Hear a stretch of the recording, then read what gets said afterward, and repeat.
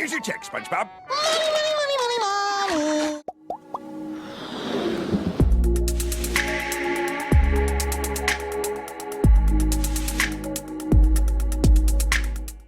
What is up, guys? It is the Redstone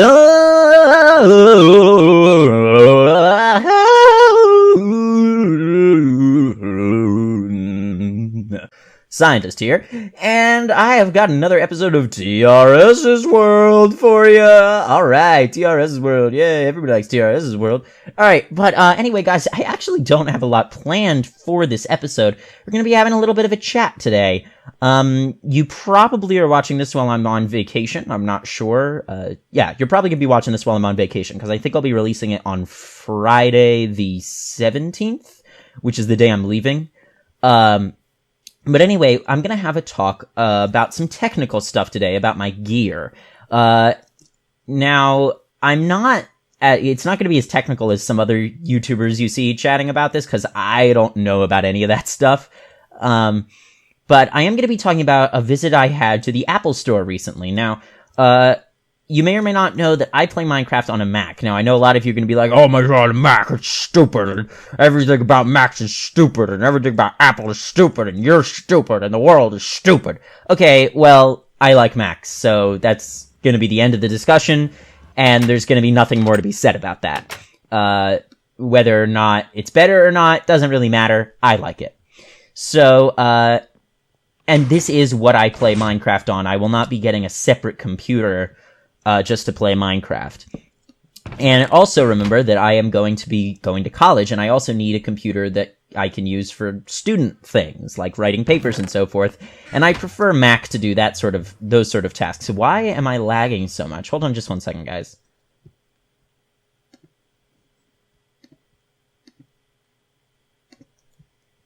Okay, that's much better. I minimized Audacity. Anyway, let me get some food in my belly.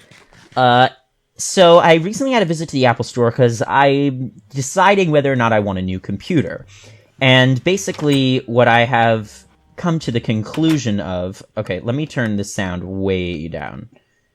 Basically, the conclusion that I have come to is, yes, I definitely want a new computer.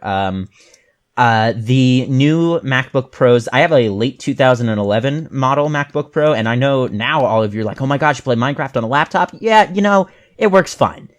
I'm not always getting 60 FPS, but it works fine, And I'd rather play it on a laptop than have to have a whole separate computer for it.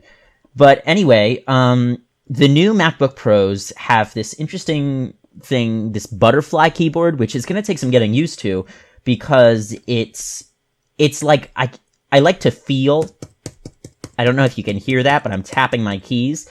I like to be able to feel the fact that I touched a key.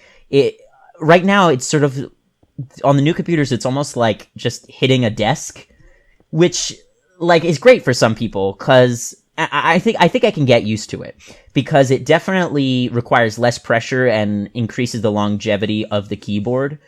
It makes it more durable and so forth. Is my smooth lighting on minimum? Yeah, it is. Okay. And also, it's got this interesting thing called the Force Haptic Feedback Trackpad or something. And basically what that does is, if there is this is really interesting, it gives you haptic response. So, it can... For one thing, it can sense how deeply you're pressing. So if you're drawing something and you press lightly, then the pen will be very light. But if you press harder, then the pen will be thicker, which is really interesting. And it can also, if you're fast forwarding or rewinding a movie or a video or something, the harder you press, the faster it rewinds, which is pretty cool. Also, something that I really like about the mouse, which really bothers me, my current mouse is always getting I always have to end up doing this, because your mouse is, your hand is sitting on the computer all day, and they're resting on the sides, and it gets sweaty and you get oily on your hands. I know that's kind of gross, but it's something that happens to all of us. At least I hope it happens to all of us. And the sensors for the mouse are located in the center of the mouse. So that's why it's hard to use the edge of the mouse. I'm using the edge right now, and I can't really move the mouse very well. But in the new computer, it has sensors all over the mouse, so equally, so that you can basically use anywhere, and it'll still detect it. You can even go off the mouse slightly, and it will still detect your finger, which is pretty awesome. So yeah, but what I was saying about the haptic feedback is sometimes there's something called a deep click or a force click, where you can click even deeper than just clicking forcefully. And what's interesting is that oh, come on, that is only active when there is something to deep click on. So meaning you can deep click on a link, a link on a website, and it will show you a preview of that page. And you can actually feel your finger going deeper into the mouse. There's like a second click that you get to feel, which is pretty awesome. And that is actually going to take some getting used to. That's not like a big draw for me, but it is interesting. Just thought I'd share that. So I definitely want a new MacBook Pro. And there are 3 models that I was considering. I definitely do not want a 13-inch. I would definitely be getting a 15-inch. And there are 3 models that they sell. There's the $1999 model. I'm talking $1,999. Yeah, Apples are very expensive. There's the $1999 model. There's the $24.99 model. And then there's the $31.99 model. Now, I do not want the 1999 model because something that it has, which, oh, by the way, all of these computers, all of the models have solid state drives, unlike my current MacBook Pro, which is a huge draw for me. And it Apple has only recently started producing computers with solid state drives. And that's like going to be revolutionary to my entire Minecraft experience, because solid state drives are way better for recording and rendering and so forth. Now, they can't hold as much space, but actually they actually sell it with, I'll get to that later. But the 1999 model does not include a graphics card with its own dedicated memory, which my computer does not have. So what I really wanted, and the same day that I was there, Exumavoid released a video called GFX Rant, where he was ranting about his new graphics card. And he was saying a must for him is that the graphics card, the GPU can actually handle the rendering and exporting of video, because it takes a huge load off the CPU, and because you want it to do it on the GPU. And I've never been able to do that before, and the $24.99 model and the $31.99 model are the only models that actually let the GPU do that, because the GPU has 2 gigs of dedicated memory, which is crazy. Like, I'm actually going to be able to use that to render video, which is like the difference between taking 3 hours to render a video and like 5 minutes, which is insane. Now, if you disagree with anything I'm saying here, or if you have other opinions, please let me know in the comments, because the whole reason I'm making this video is because I want your opinion before I buy. I want everyone's opinion, people who are probably a little bit more knowledgeable than I am in these areas. So, the only difference between the $24.99 and the $31.99 model is the $31.99 model, instead of having 512 gigabytes of storage, it has a terabyte of storage, and instead of a 2.5 gigahertz processor, instead of 2.5 gigahertz processor, it gives you 2.8 gigs gigabyte processor. And also, instead of being able to go for a turbo boost of 3.7 gigahertz, it does a turbo boost of 4.0 gigahertz. Now, I only recently learned about like what turbo boost is and everything, and basically what it is it's like super power mode for your computer. It's like, you're doing a lot of processing here, and the computer can't really handle it. So what we're gonna do is we're gonna go dip into the reserve for processing power. Put it on full blast to let you do a lot more stuff with your computer. Now, what I have right now is a 2.2 gigahertz processor, and I don't even know what the turbo is, but I figure 2.5 is going to be a lot more than 2.2. Is it really worth upgrading to the 2.8? And I don't think it is for all of that extra money. That's $700 more dollars. Yeah, that's $700 more for that little bit of increase. Now, I am constantly running out of memory on my computer because I have a lot of stuff in addition to Minecraft, Minecraft stuff on here. Like, well, I won't go into it, but basically, I'm thinking, okay, my current computer has 512 gigabytes of storage.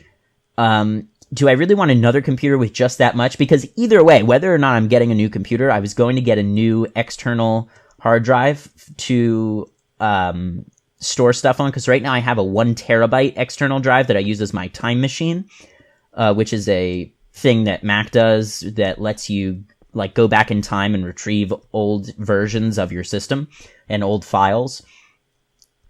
And basically what I'm... where was I going? What was I saying?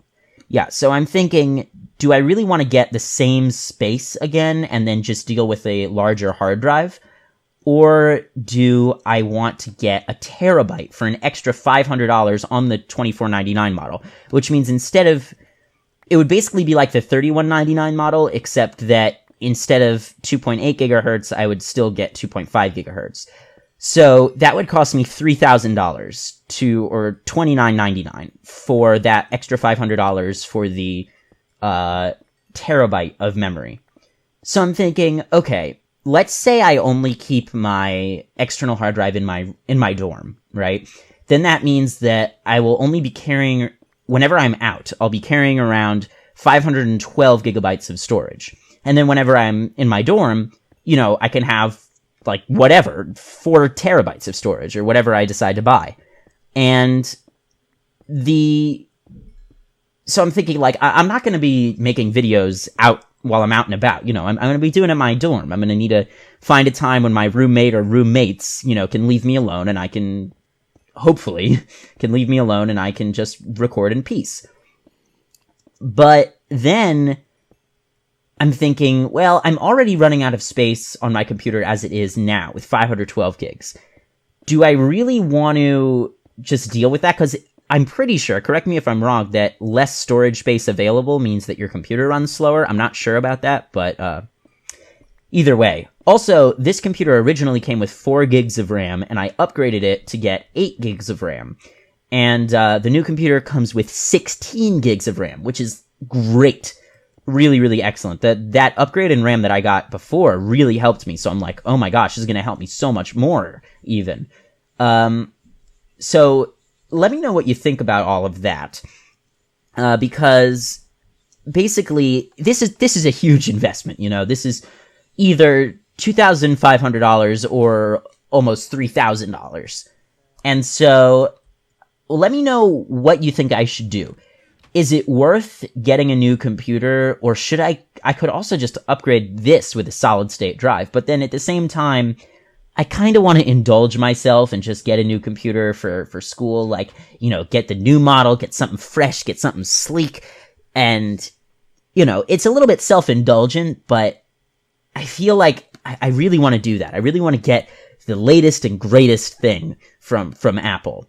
So let me know what you think about that. The other thing I've been doing a lot of research into is ways of my recording setup, my software, how I do my audio, because you guys know I'm very obsessive over my audio. A lot of you say, like, oh, I don't even notice it, dude. Like, you sound fine. But I really do obsess over my audio. And basically, I reached out to Sankarn and Dragnaz, who I know both record on their Macs for Minecraft. And hold on, let me just see, what have we got here? We've got this to smelt also. So they both said, well, I think it was just Sankarn who responded, who said that he uses ScreenFlow, and I use ScreenFlick, which is like the sister program with a little bit, with like fewer features. It basically is just a simple recording program that's a lot cheaper than ScreenFlow. So I decided to, now that the downside of that is that by the way, I have a chicken farm now and an egg farm. It's the basic design by Izumavoid for 1.8. Works pretty well. And then I also moved that nano crop farm that Impulse designed over to here instead of the spawn chunks. But anyway, let's get out of here. It's too loud. Anyway, the downside of ScreenFlick is, the upside is it barely takes a toll on my computer. It's noticeable, but it's the lowest that I've been able to find. I've tried, at least 100 different, okay, I'm exaggerating, at least 20 different screen recording softwares. And so, okay, I need to figure out what I'm doing. Hold on, I'm going to figure out what I'm doing, and then I'll be back with you in a minute. Alright guys, I decided to just go mining. But anyway, as I was saying, it barely takes a toll on my computer, the ScreenFlick. But the downside is that there are very few features. I can't edit it, and I would love to have an all-in-one screencast program. You know, I can record, I can edit, I can do my audio, I can do everything. Because what I've recently been doing is, instead of recording both game sound and my microphone with ScreenFlick, I've been recording just the game sound with ScreenFlick and the video, and then simultaneously recording Audacity with my microphone, which is what I'm doing right now. And then I can just remove the background noise in my mic, and then put them together in iMovie. Now, it's a really, really old version of iMovie, so it's so bad. It's just so bad. And it's really more trouble than it's worth. I've run into so many problems when editing, mastering Minecraft, because I kind of have to cheat the system in some of the things that I do. It's hard to explain. But basically, I was then thinking, okay, I'm going to get Final Cut Pro 10, and that's really expensive. That's $300, but I fell in love with it when working with it at the Apple Store. It has all the features I need. It's so easy to use, unlike the newer versions of iMovie, which are impossible to use. And I just love it. But I figured I've got to look for something cheaper than $300, because that's just an insane amount of money to spend on that when I'm already going to be getting a new computer, you know? Again, let me know what you think about all of these decisions I'm making. So I thought, okay, hold on. 1, 2, 3, 4. 1, 2, 3, 4. Right here. So I thought, okay, I gotta look for something else. So I looked for, another program, and like I said, Sankarn said that he used ScreenFlow. Sorry if I'm rambling a little bit here. So I downloaded the trial of ScreenFlow. And oh my gosh, guys, it does everything. It's got everything all in one. I can remove the background noise of my audio. It may not be as good as Audacity, but I can still do it. I can film, I can edit. It does everything, and it's great. And it's only $99. Now, compared to Final Cut Pro, that's a great deal, right? But it's still $100. But I love it, and I feel like I want to just go out and buy it right now, because I've had so many problems with recording, with ScreenFlick and Audacity and everything. I just want it all to be over. I just want to be able to use, and the source of all the problems comes from the crossover of programs that I use, trying to use multiple programs to combine it all into one. So I would just love for that to all be over, be able to just record a video, edit it really easily, and upload it straight to YouTube. That's the dream, man. I can't even tell you how excited I am, how excited I'm getting just saying that. It's so great that I won't have to deal with all of those problems. I mean, I shouldn't. So, I'm thinking about purchasing that. So, let me know what you think about that. We're at about 19 minutes into the episode so far. So, I think the next step, I also rewatched a little bit of the footage. I realize I'm rambling, guys, but, this is this is a very informal, talky episode, so I figured, I may as well do it like this anyway. Hopefully you guys have stuck around this long. But anyway, that is the way things are going. Also, I really appreciate all the support I've gotten on that video, that channel update about, how I'm going to college and everything. That's really been great, seeing some of the comments supporting me. That's really made me feel good. So thank you guys so much for that. I think we're going to cut this episode a little bit short, because we don't really have time to do any big project or anything. But what I can show you, I'll just cut over there real quick, is the progress on the basin. And then I will... Actually, you know what? we could save that for next time. And also, I think next time we may be fighting the Ender Dragon, which would be very, very exciting, wouldn't it?